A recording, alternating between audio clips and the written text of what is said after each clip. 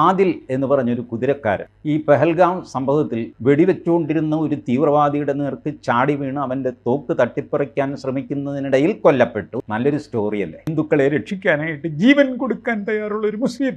ഓ, എന്തൊരു സാഹോദര്യം! എന്ത് ഭണ്ഡാരക്കെട്ടാണ്!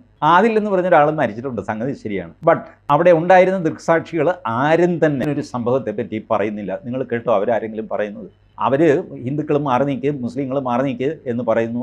ഹിന്ദു ആണോ എന്ന് ചോദിക്കുന്നു, കലിമ ചൊല്ലാൻ അറിയാത്തവനെ തട്ടിക്കളയുന്നു. ഇങ്ങനെയൊക്കെയാണ് ഈ സംഭവം. ഇതിൽ ആദിലിൻ്റെ സംഭാവന ഒന്നുമില്ല. വെട്ടുപഴച്ച് ഒരു വെടി അവനും കൊണ്ട് കാണും, അവൻ ചത്തുപോയി.